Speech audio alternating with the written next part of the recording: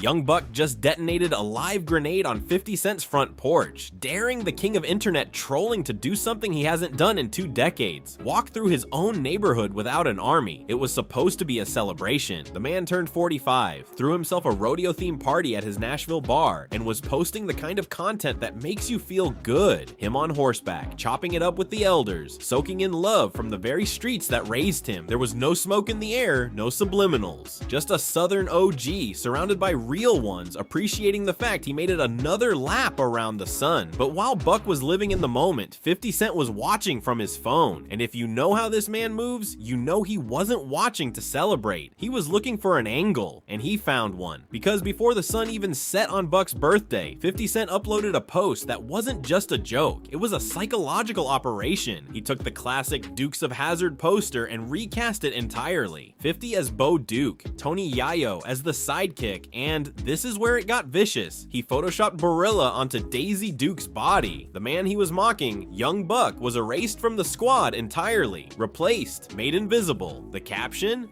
They mad because you up. Young Buck kicked out. At least I know you ain't looking at my LOL. Now, if you're just scrolling through Instagram, you might laugh, hit like, and keep moving. But if you know the history, that caption was a surgical blade. Young Buck kicked out is a direct blade to the 2008 G-Unit implosion. And the other part? That's a reference to a rumor from over a decade ago that 50 has weaponized for years. This wasn't a meme. It was a reminder that 50 Cent doesn't forget, and he doesn't let anybody else forget either. The internet did what the internet does. Blogs ran with it. Reaction channels cranked out videos by sundown. The comment sections turned into a war zone between people laughing with Fifth and people saying this was foul. But here's where the story pivots. Because most people, when they get hit like this on their birthday, they post a vague tweet. They let it slide. Young Buck is not most people. He didn't hit the studio. He didn't hop on a podcast. He grabbed his phone, went live, and walked straight into the heart of his neighborhood. No security, no handlers, just him, the pavement, and the OGs who've known him since he was a kid. And from that position, he started talking. He said, "This ain't no game." He said he'd been watching 50's whole troll campaign unfold in real time, clocking every post, every time the man dragged somebody's name through the mud for engagement. And on his birthday, he decided the tongue biting was over. He called out the strategy directly, manipulating fan minds, hiding behind memes instead of making music, running a whole operation on smoke and mirrors. Then he pointed out that 50 has real problems on his plate. Family drama, the situation with T.I.'s sons, and instead of handling that, he's making AI images on somebody else's birthday. The gig is up, man. And then he dropped the challenge. The one line that changed the entire energy of this beef. Looking directly into the camera with his whole block behind him, Buck said, "Come to your neighborhood though, go to your neighborhood. We want to see you walk around Queens. Go walk around Queens, man." It was a direct dare, not to drop a diss track, not to post another meme, to step off the internet and stand on the concrete. Buck was saying, this is what it looks like when your community rocks with you. Can you say the same?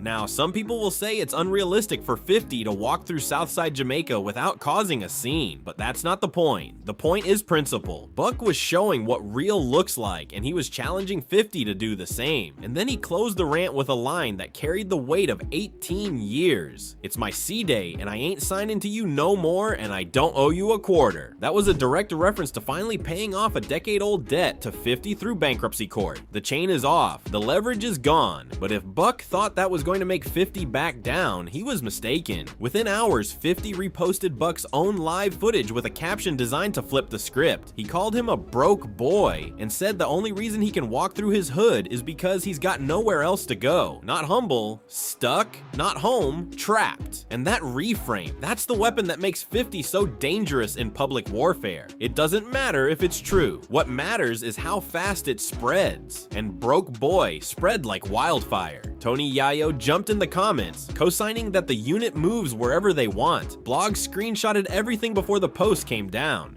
Now, to understand why this moment hit so hard, you have to understand the history. This didn't start with a meme or a diss track. It started over money, over loyalty, over what happens when brotherhood and business collide. Young Buck came up with G-Unit in the early 2000s. By 2004, Straight Outta Cashville went platinum and put Nashville on the map. But behind the scenes, the foundation was cracking when 50 had a falling out with Shaw Money XL. Buck was tight with Shaw, closer than he was with 50 in some ways. When 50 told the squad to cut ties, Buck was in an impossible spot. Choose his brother or choose his boss. I ain't never seen a publishing check.